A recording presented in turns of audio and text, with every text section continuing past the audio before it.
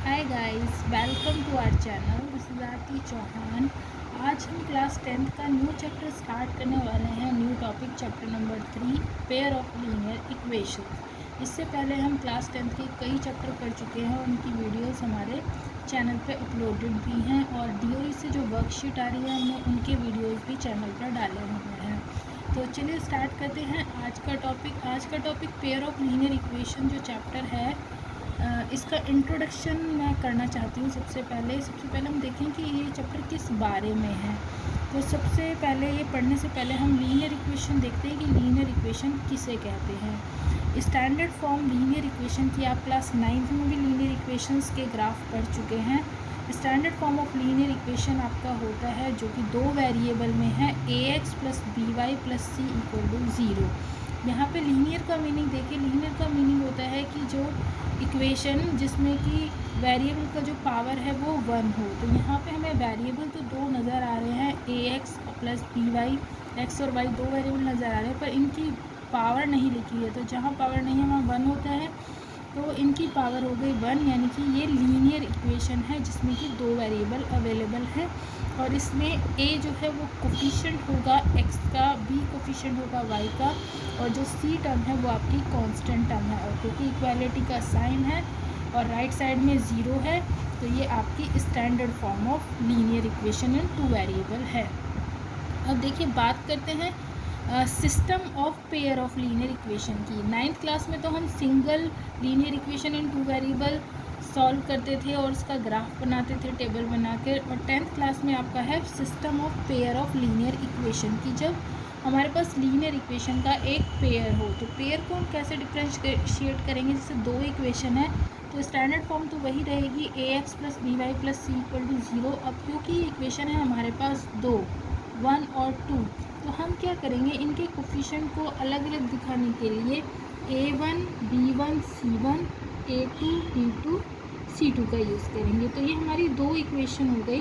तो इस चैप्टर में हमें दो जो इक्वेशन है लीनियर इक्वेशन उनका सॉल्यूशन करना सीखना है। ये चैप्टर इस बारे में है कि दो जो आपकी लीनियर इक्वेशन है, पेयर ऑफ लीनियर इक्वेशन है, उसको किस तरीके से सॉल्व किया जाए। और सॉल्व करने का मतलब ही होता है कि जो वेरिएबल हैं इक्वेशंस में, यानी कि x और y, इनके वैल्यूज़ फाइंड करना हमारा मकसद है। तो इनको सॉल्व करने के लिए, यानी कि x और y के वैल्यूज़ निकालने के लिए इस चैप्टर में 4 मेथड दिए गए हैं। तो उन डिफरेंट मेथड से x y की वैल्यू निकालना ही इस चैप्टर में हम सीखते हैं।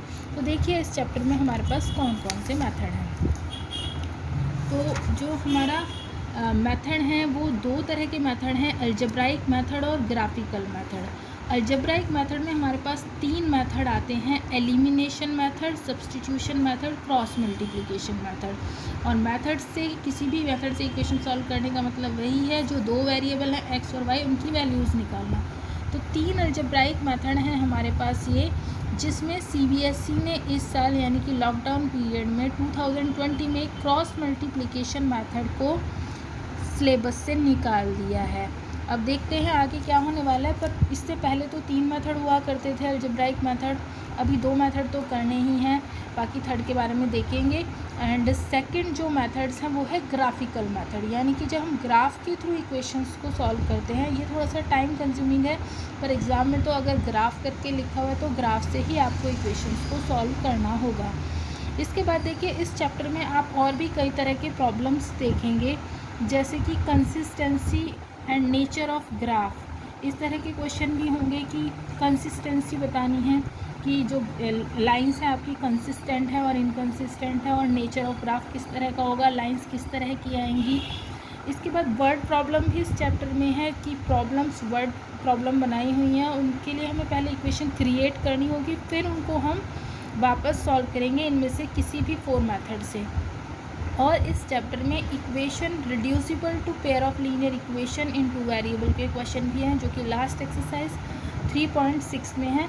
उसमें जो हमारी इक्वेशन है वो स्टैंडर्ड फॉर्म में नहीं गिवन होंगी, हमें उनको रिड्यूस करना है, कुछ एजम्पशन करके रिड्यूस करना है standard form of linear equation के पेयर में, और फिर उनको सॉल्व करना है। यानी कि उनके वेरिएबल जो x y होंगे उनकी वैल्यूज़ फाइंड करनी है। तो ये जो चैप्टर है हमारा, जो आज का हम क्लास कर रहे हैं, ये इंट्रोडक्शन के लिए मैंने क्लास किया है कि इस चैप्टर में हम क्या क्या पढ़ने वाले हैं, या लीनियर इक्वेशन इन 2 वेरिएबल्स का मीनिंग क्या है और सॉल्व करने का मीनिंग क्या है। तो ये हमारी आज की क्लास थी। आई होप गाइस आपको समझ आया होगा कि इस चैप्टर में हम क्या पढ़ने वाले हैं और क्या क्या करने वाले हैं। अगर आपको मेरी वीडियो थोड़ी भी यूज़फुल लगती है तो don't forget to like, share and subscribe it.